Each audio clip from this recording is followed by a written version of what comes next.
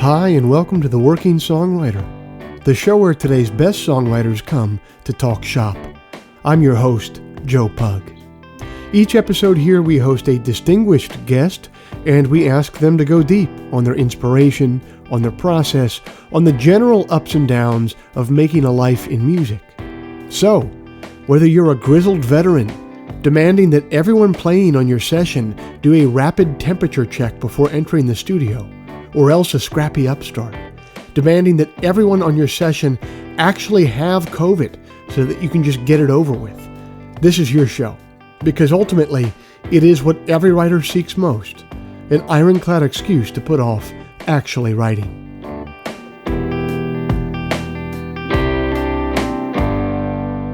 Hey everybody, it's the fourth Friday of October 2020, and I thank you for joining us. This week's show is brought to you by Bandzoogle. Built by musicians and for musicians, Bandzoogle is an all-in-one platform to build a beautiful website for your music. I'm old enough to remember when you had to pay somebody called a web developer to get a website made, and it would always be some guy named Balthazar who drove a used Pontiac Aztec with a Pennywise bumper sticker on it, and who was always trying to sell you a water bottle filled with Captain Morgan's that he stole from his parents' cabinet. And old Balthazar would charge you about $1,000 for a website that would be obsolete in 6 months. But it's the future now. You guys, that's not how it works anymore. We're allowed to have nice things now. One of those nice things is Bandzoogle. Bandzoogle powers the websites of tens of thousands of musicians around the world, from weekend warriors to Grammy winners. All the features you need for a professional website are already built in: hosting and a custom domain name, dozens of fully customizable design templates, the ability to crowdfund, completely commission-free. Listeners to the Working Songwriter podcast can go to bandzoogle.com to try it for free for 30 days. Just use the promo code TWS to get 15% off the first year of any subscription. If you'd like to hear some of my music live in the coming months, every single Sunday night, I'm over on YouTube for Sunday Songs at 9 p.m. Eastern. It is a live stream. I will be live. That means that I'll be playing some of my tunes and taking questions, taking requests from people in the live chat. It's become a really fun and interactive experience. I do believe we're building a little community over there on Sunday nights, including many people who are listeners to this podcast. So come on over and be a part of it. Head on over to YouTube, type in Joe Pug, subscribe to my channel, and I'll see you there on Sunday night at 9 p.m. Finally, if you enjoy this podcast, if you'd like to help it remain a viable endeavor for me, here's a couple things that you could do to help. First of all, you could become a supporter of the show over at Patreon. Patreon is a platform that allows you to directly support a creative endeavor that you find meaningful. You just head to their site, Patreon, Patreon. You search for The Working Songwriter or for my name, and then you sign up to kick in a few bucks every month for the show. Think of it as a voluntary subscription, a subscription that you don't have to pay for, but that you choose to because you dig the show and you won't miss a few bucks. If just 1% of our listenership would kick in the price of a cup of coffee every month, it would make a huge difference. And if you're not in a place where you can contribute that way, I totally get it.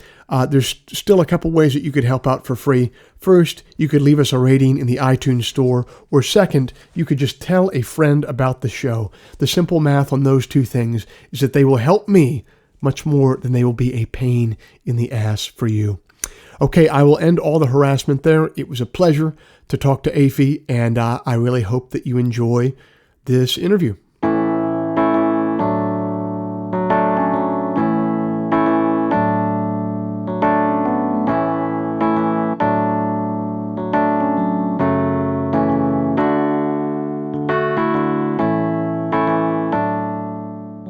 Our guest this week is a native of Ontario who has spent the last decade taking his soul-infused indie folk songs around the world under his nom de plume, Bahamas. Afie Jurvanen got his start touring the world as a guitarist and keyboardist in the touring bands for Feist and Jason Collette. After a few years of travel and learning the ropes, he struck out with his own project. He's toured with Jack Johnson, the Lumineers, Wilco, Robert Plant, and many others. He's been nominated for and has won numerous Juno Awards, the prestigious Canadian music prizes. His 2019 album Earth Tones was nominated for a Grammy. He's recorded for Jack Johnson's Brushfire Records and Downtown Music Publishing. His albums are fixtures on Billboard's Americana and folk charts. The Globe and Mail has dubbed him an unassuming sensation. Uncut Magazine has noted that he's blessed with an amiably husky voice, and American Songwriter has declared him a triumph in soulful roots music. A few weeks ago, Afie and I had the chance to catch up on the phone, and it was a thrill to hear about his journey so far.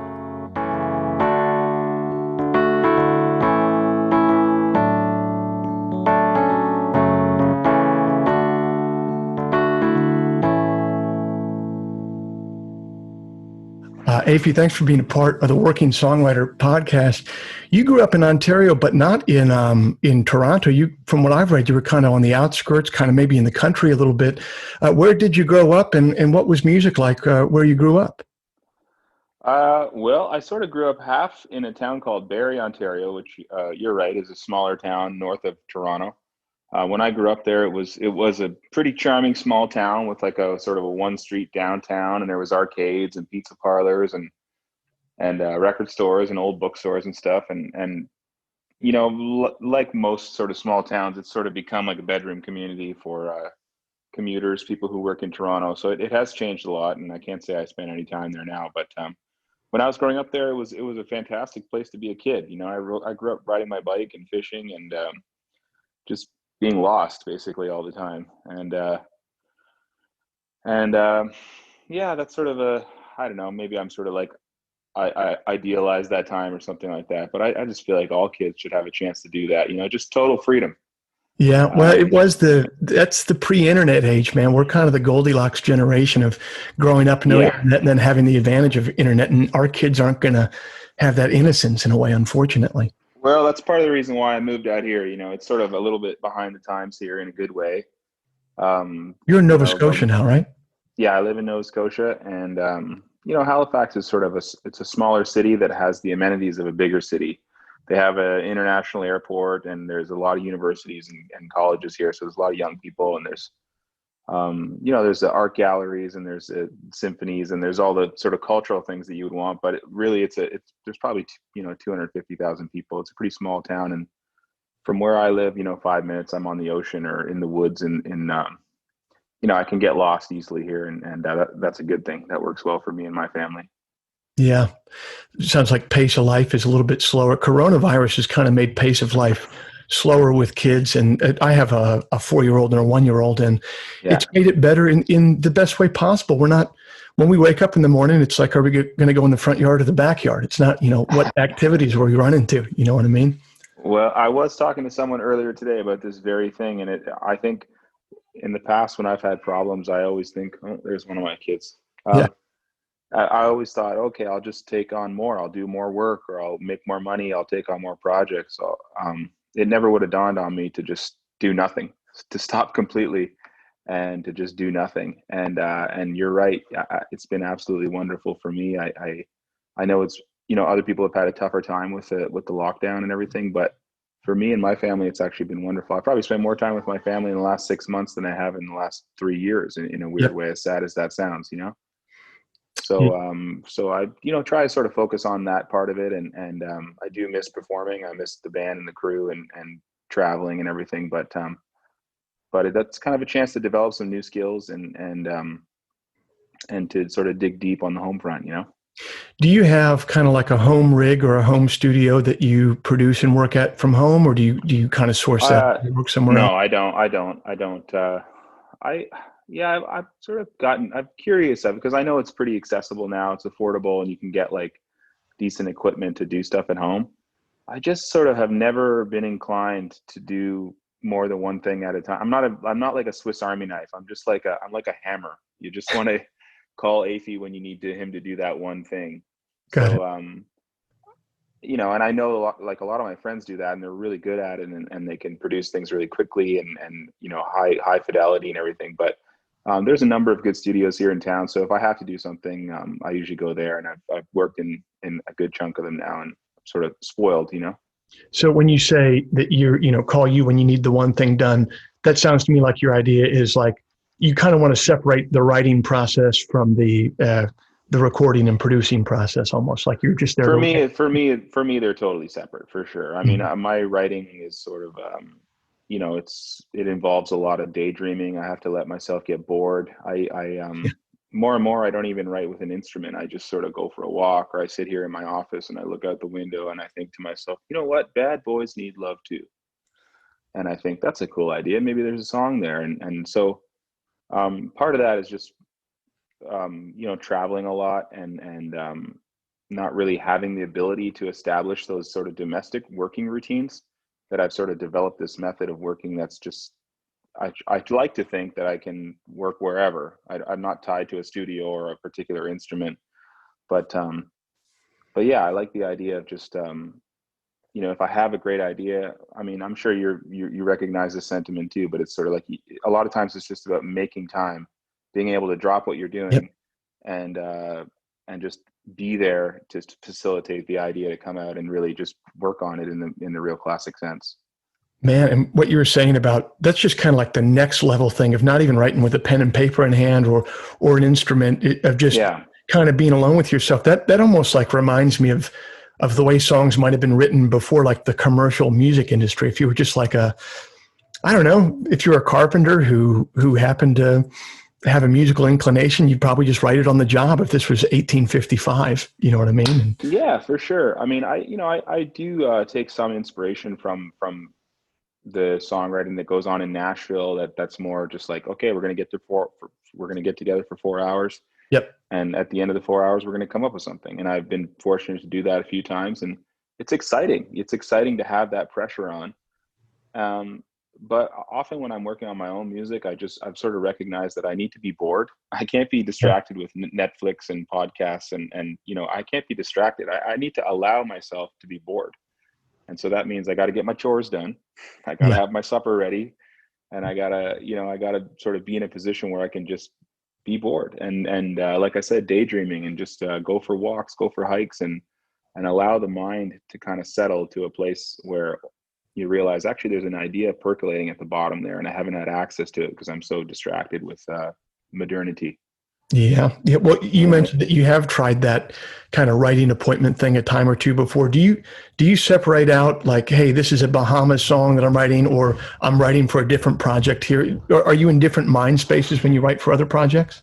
I mean, I don't have a ton of experience. I've done maybe three or four sort of co-writing sessions with the idea that I would write for somebody else. But Sure. other than that, it's sort of exclusively, I'm writing my own material with the idea that I would use it for my own albums. I have written some stuff for soundtracks. Actually, I did during this lockdown. I don't know if you know this, but they did a remake of Princess Bride, which is Oh, sort of this wow. No, I didn't. iconic movie. Um, and so they got all the actors to do their parts from home, and they pieced it all together. Jason Reitman made the whole thing, and so I did a little music. Like Mark Knopfler did the original music, and so he just sort of asked different musicians to do it. That's And so awesome. it's just it's like stuff like that. I just sort of enjoy those types of things, and I've realized that actually there's so many vehicles for my music or my ideas that are not necessarily my albums. Whether it's things like soundtracks or even just playing guitar on other people's albums. I used to do so much of that, and then I haven't really done too much of it in the last 10 years. And just recently I've started to try and do a little bit more of helping other people make albums, or just to be a team player, as they say, because it's Yeah. fun. I enjoy it. Yeah, and also not being wrapped up in your main project all the time. Something about looking away from your main project, even for 10 minutes, can kind of open up something inside of you, as far as Absolutely. writing goes. Absolutely. And it's also just I sort of welcome any opportunity to be in the studio. I mean, I love it. I don't spend a ton of time um, producing records. I mean, I more or less it's just about getting the best musicians, or the musicians that I'd like to work with, and getting sort of recordings that are more performance based than they are about editing or complicated production techniques. But nonetheless, I love being in the studio. I just love that feeling when you're in the room And there's a moment with when, you know, all the musicians kind of become aware almost at the same time that, holy shit, this might be the take.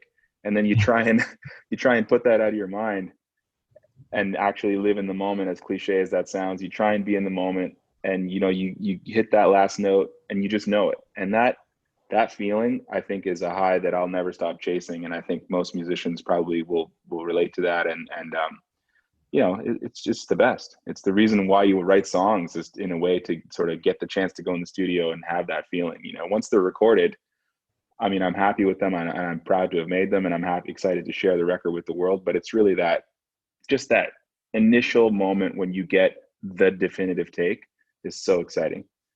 I know it's months and months of writing, so you can just have, 10 or 12 good songs to go in and Yeah. pay people who are worth it a bunch of money to cut them with you. Yeah. You cut an album, not this one, but the one before it, with what can only be described as like an all-time rhythm section. You had James Gadsden on drums and Pino Palladino on bass. How did that come together, and what was it like working with those two guys? What did you learn from them that had been different working with other bands? I mean, those guys are legends. They're legends. You know, the thing that I maybe took, I mean, I guess I took away a lot from that session, but the one thing that I found really inspiring, and now I've had several opportunities to work with them further, and other musicians of their caliber that are, you know, older in years, but also just in experience. The one thing that I took away is that they're still so engaged and so excited, exactly that feeling that I was describing. You know, these guys are in their 50s, 60s, 70s, Mm-hmm. and in some cases 80s, and they still want that. And to me, that's so inspiring, because I mean, I want to have a long career in music. And you realize, like, that thing that when I was a kid, when I first started playing guitar, and you're trying to learn a lick and you're struggling and you're struggling, and then you have a bit of a breakthrough and you figure it out, that sense of accomplishment, that sense of realizing that, wow, I can do this. This is anything's possible. That carries forward as you progress as a musician, you progress as a writer. And you know, working with these players, you realize, like, that's all they want to do. They just want to work on cool music. They just want to be in the studio. They just want to be around musicians. They just want to be part of that creative process. Um, and yeah, so they you know, what happens with age, just, I mean, it happens outside of music too, but I think when everything goes well in terms of your development, I think what happens is you develop a confidence. And it's not about being cocky. It's just about knowing that you're worthy of being in the room with these other players. Yeah. You have something to offer. And so you walk in cool, calm, and confident, and you realize that, you know, the drummer has that, and the guitar player has that, and everyone in the room has that. And suddenly the whole energy of the session has that cool, confident energy and calm, and you can just literally get down to work. You know, I think we made that record in 3 days. And Wow. you know, I mean, as you said, they are those guys, Pino and James, are musicians of the highest order, and they don't discriminate when it comes to genre. I mean, they'll play on a Keith Urban record one day and the Lady Gaga record the next day, and then my record, and then an Anderson .Paak record. You know, that Yeah. they're all over the place, because exactly, they just want to play on interesting music and cool projects with cool people. And you know, I sort of see myself in that same way. I mean, I want to be the guy who's getting invited to play guitar on someone's record when Right. I'm 75. You know. Right. I mean, it's that confidence that you described. What's really cool about that, it's very democratic, because no matter how talented you are, you can't arrive at that level of genuine confidence without just straight up brute force time in, I just think I time think in. that's it. That's it. There's no shortcut. Right. It's just it really is just like, um, you know, it's about the craft, that portion. And I really, you know, I don't know, you know, Tony Rice, right? I'm sure you heard of Tony Rice. Yeah. Yeah. Of course. Yeah, I mean, he's you know, big guitar hero of mine. And I mean, I recognized so early on when I started listening to his music, I'm like, wow, this guy is playing G, C, and D. But the music that he has accessible to him in his musical mind when he hears G, C, and D is seemingly infinite. You know, when I play G, C, and D, there's certain patterns and certain modes and chords and little licks and things that I might just intuitively go to. And for Tony Rice, that well is so deep. And so you realize, like, there's no shortcut. It's just about the work. It's just about putting in that work. And you know, you can take just as much enjoyment out of those sort of bluegrass tunes, those seemingly simple songs, um, for years and years and years, because there's always more to discover there. And I mean, I found the same thing with Pino and same thing with James. It's not like he's playing anything complicated on the drums, but as silly as it sounds, the depth of his tone and his feel is it seems like he's able to take a quarter note and stretch it and make it about this wide. When I hit the snare drum, it just goes like a little Right. tap, and when he'd hit that same snare drum, and it would just go bang, and it would just have this, the downbeat was like you didn't have to ever wonder where we were in the song. Right. And you realize that just comes with age. It's not Yeah. just about hitting the drums harder. It's everything. It's him. It's just the whole person, you know, his whole body, his whole being. He's listening, he's communicating, and it's a conversation. And you're always kind of looking for that, or at least I am. I'm always looking for that conversation that's sort of a back and forth, and it's just more interesting that way than telling someone what to play. Right. Yeah. And I guess over time, as guys and gals who play music get older, you kind of wean down to people who just really want to be there. The reason that they have put the time in and they're 70 years old is not because they think at that point that it's going to make them rich or famous or whatever. It's just because they have a monomania for that feeling that you were describing earlier of being in the room and knowing that it's the take. Yeah. Well, I just did a session last week with some musicians in Nashville, and I think the drummer is in his 80s, if not really close. And Wow. and yeah, it's just that thing. It's like when we get into the room, like even though I'm in here in Halifax and they're in a studio in Nashville, they have the charts and they got the song or whatever all worked up, but it's just like there's an intuition that takes over. I mean, I hope I have it, and I'm sure you do too. And you just if you keep working on it, it'll just keep developing and developing to the point where there's no discussion. It's not like we talked about what tempo the song should be. We didn't talk about how we should kick it off. The musicians just start playing, and I'm always in awe of that, because I just think at the risk of sounding cliche, it's like when people talk about those sort of transcendental moments, it's often just those little things that are the sort of meaningful things to me in a session. It's never like some big solo. it's Right. a, it's it's more just like those moments of realizing, holy smokes, like we're so in sync right now. The band is playing, everyone's tuned into the song, everyone's listening. That's the most important thing. Everyone's listening and reacting off of each other, and it's all sort of happening seemingly with no effort. And I mean, when it comes together, it doesn't always happen like that, but when it does Yeah. happen like that, I mean, that's like I was saying, that's sort of the feeling I'm chasing all the time.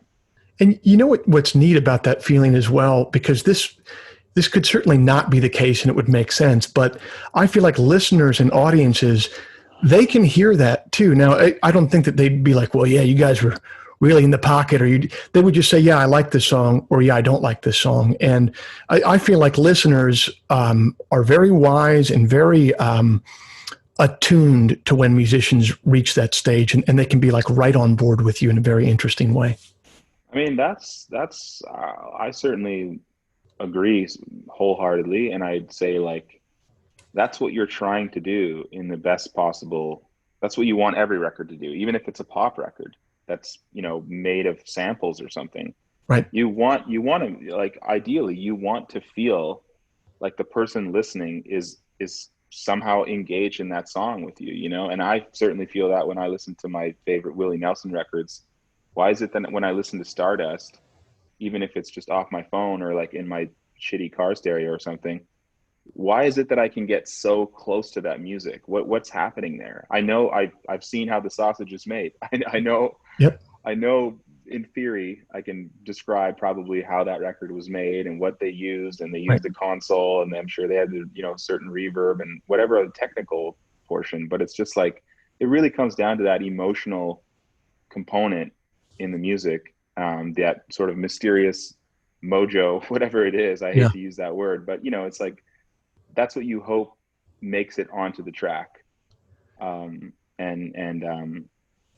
there's definitely producers who probably should know a lot more about how to get that done. But For me, Sure. it sort of just seems to be pretty basic. You know, you just want the raw ingredients to be really good. You want the song to be good, Yep. and the musicians to be the best possible musicians for that song. And then after that, if you have a great microphone and great equipment, that only helps. But those raw ingredients, they're so important.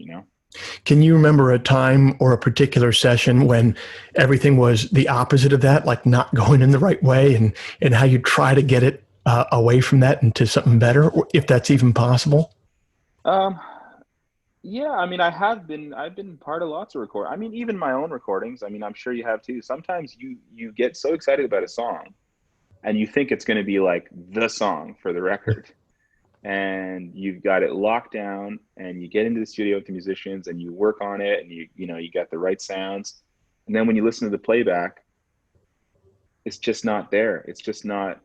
It just doesn't come across the way you thought it was going to. You realize that you actually projected your own expectations Yeah. onto the song while you were writing it, and so that's why there's this sort of cruel irony. And I suppose it's a good outcome anyway. But for me, it's almost always the songs that you just take for granted, the ones that you're like, oh, that's just like a track 9. Yeah. You know, Yep.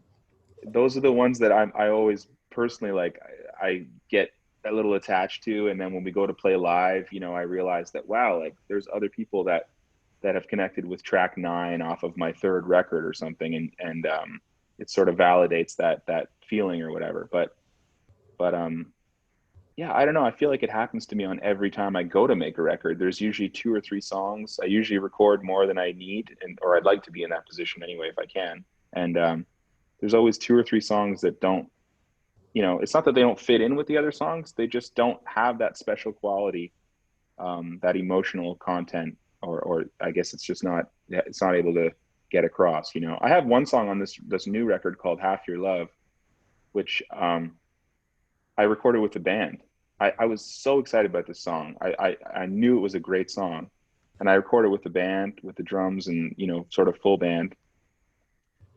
And we did several different takes and different variations and stuff, and I just didn't feel it. And then Robbie, my manager and the guy who produces my records, he suggested, he's like, why don't you just play a guitar vocal? Like, it's such a strong song. Why don't you just play the song? He proposed this revolutionary Yeah. idea, and that ended up being the take. I think I did 1 or 2 takes, just sat down and played acoustic and sang it, and I was like, that's all this song needs. I thought it was a song that was going to have this big chorus and everything, Right. but really it just ended up being, it's a love song, and you don't want anything in the way of the lyrics. You want to be able to, you don't want to have to squint and try and hear what I'm trying to say. You want to be able to understand every word, and that sort of arrangement allowed that song to come across. And so it's fun when you crack the code on those ones too.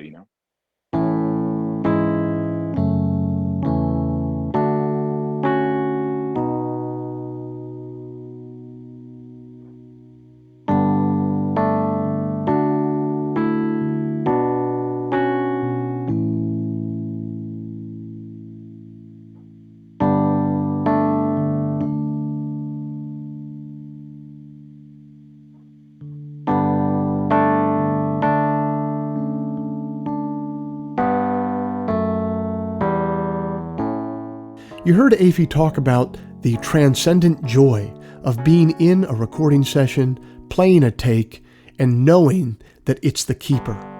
I think a lot of musicians and songwriters can relate to that. It takes so much work to get to that moment. All the practice it takes to play and sing, all the effort it takes to write a really good song, all the time it takes to earn the money to be in the studio. So when you're finally there, feeling it come to fruition in its final form, the payoff is sweet indeed. And it's also fleeting. It goes by so fast. You actually experience it much more as a memory than you do as an event. So it can be difficult to remember that you should be grateful for it, and not just greedy for a little bit more.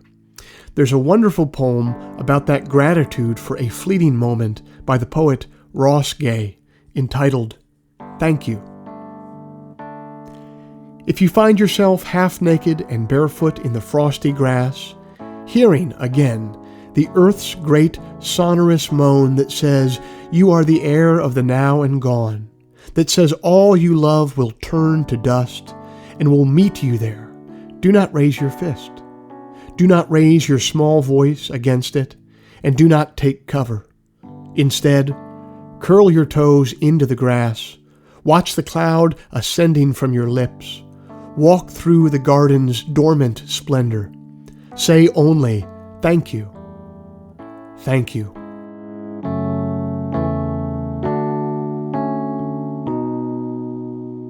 It sounds like you're relatively close creatively with your manager and your producer. Do you take him a lot of your work and he helps you go through it, or you generally know what's going to work beforehand?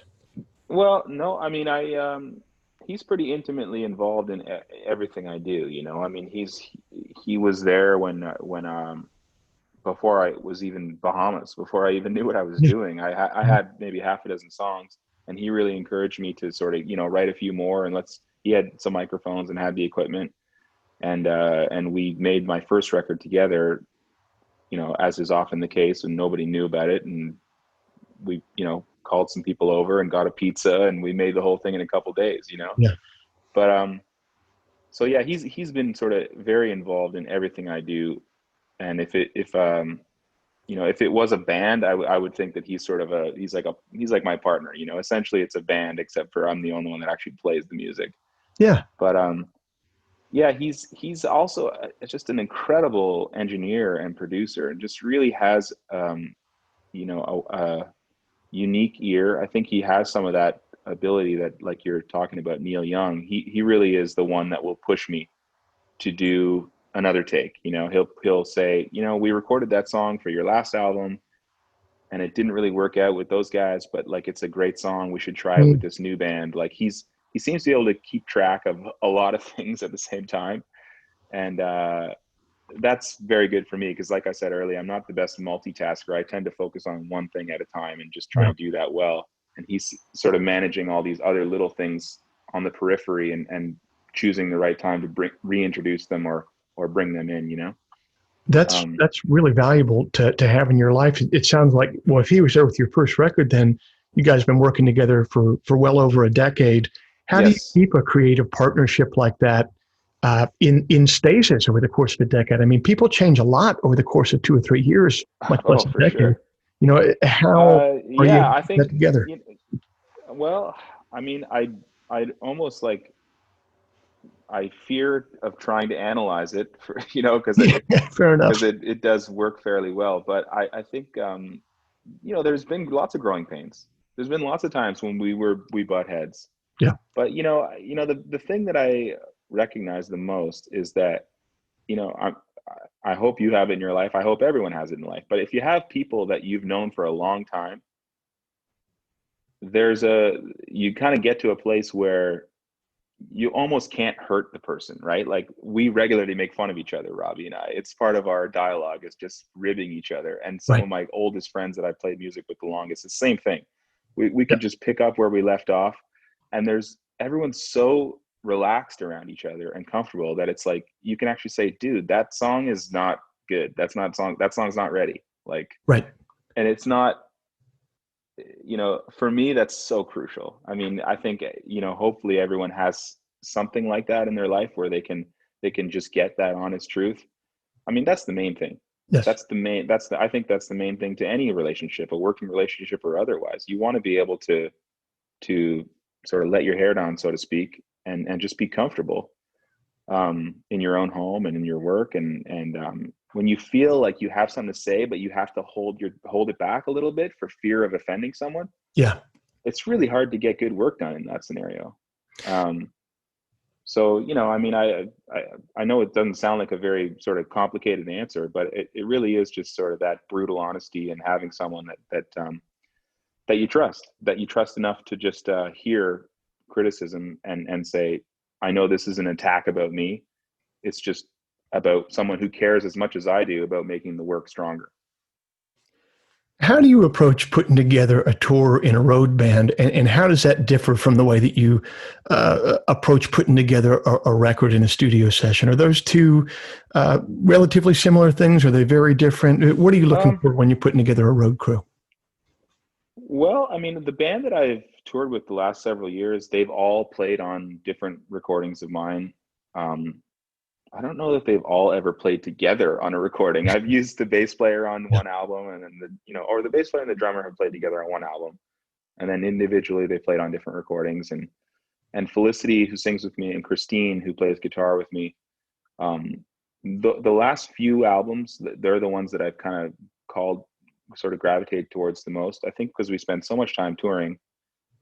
In some ways, when I write the songs, it's one of those things where you just kind of hear those instruments, those voices as part of the mix. Um, and Christine, as a guitar player, I mean, I'm a guitar player. I sort of like hope that I'm getting better, but she's like so far ahead of me. So any chance I get to play with people that are like really out of my league, Yeah. it's good. It's good for me, because I have to work that much harder to keep up with her, and just her listening skills. I would put her up there with Pino and James and any of these other Um, musicians that I play with. It's she's able to respond in real time, like, and I mean real time, like the same way you and I are talking. yeah. Her musical ability is that sharp. Her listening ability is that sharp, and has such a facility with the instrument.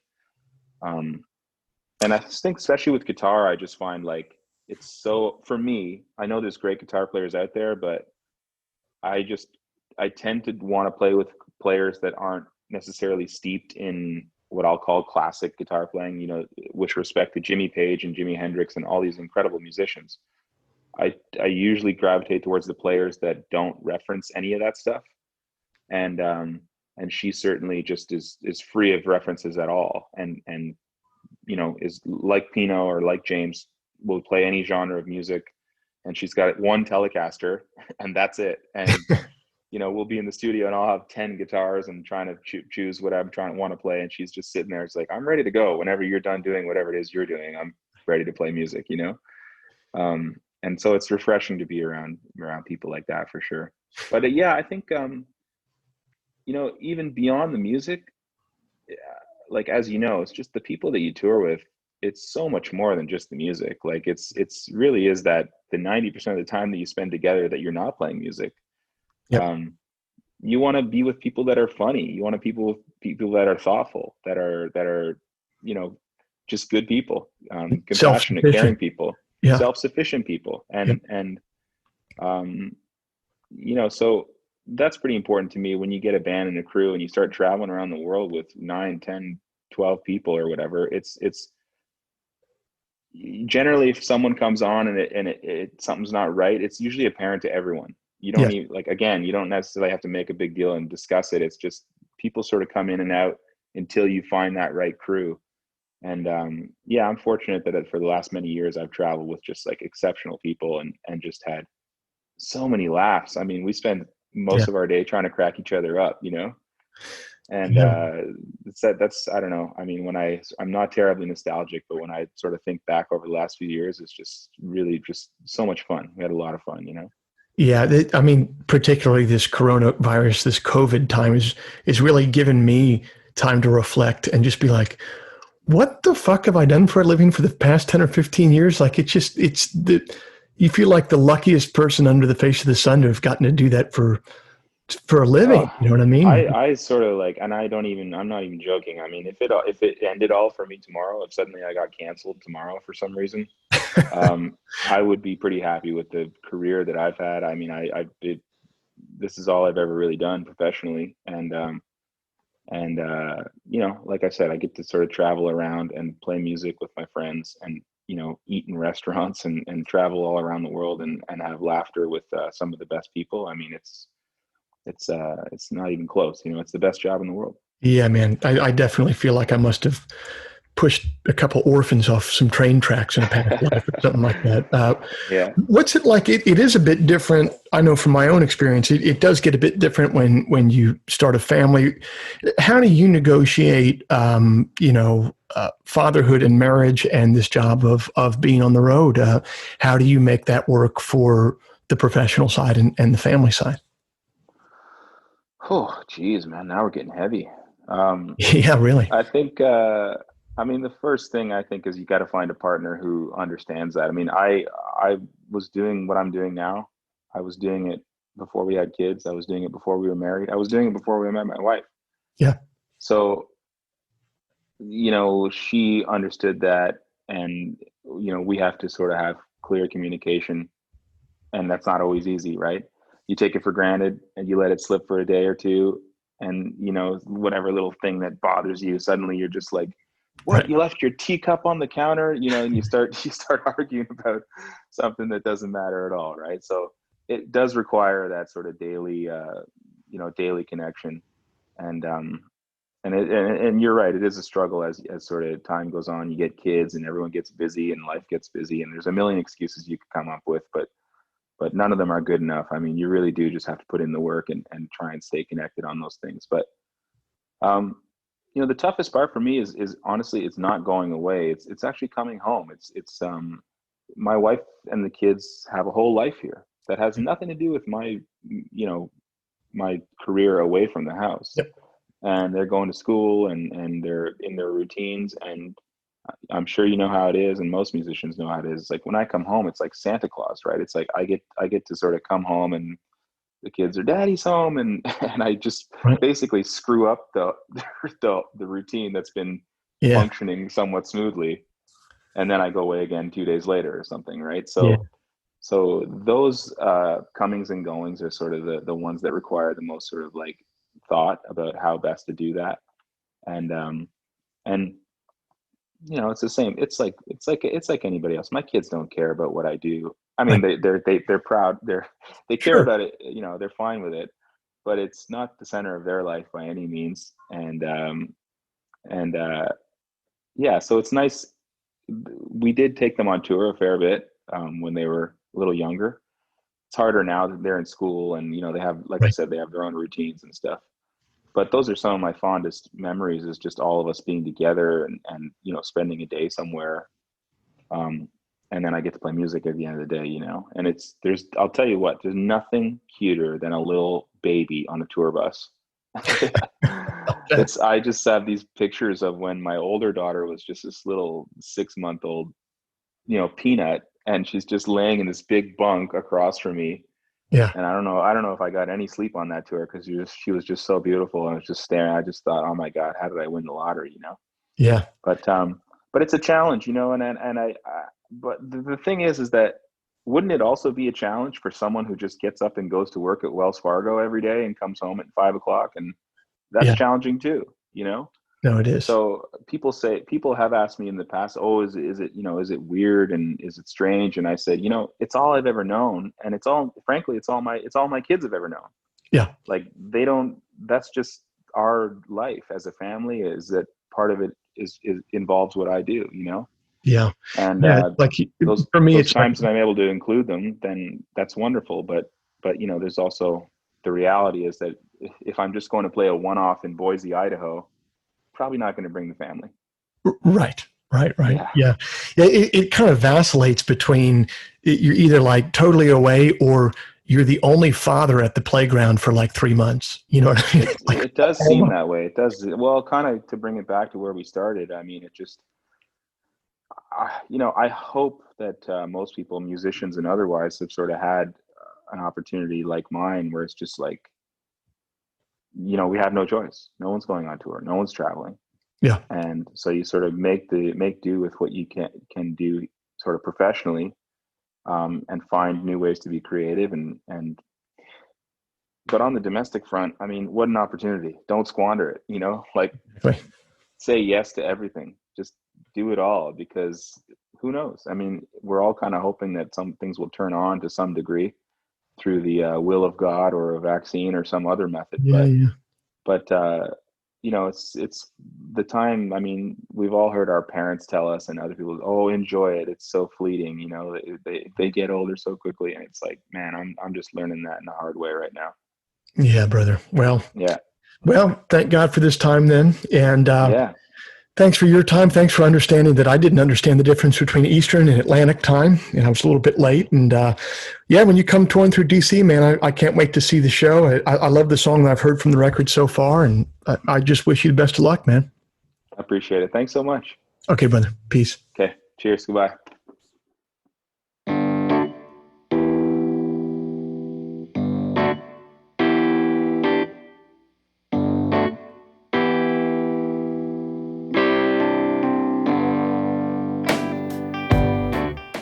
This week's show is brought to you by Bandzoogle. Built by musicians and for musicians, Bandzoogle is an all-in-one platform to build a beautiful website for your music. Use promo code TWS, the initials of our podcast, TWS, to get 15% off the first year of any subscription. Bahamas' latest album is entitled Sad Hunk, available everywhere music is sold or streamed.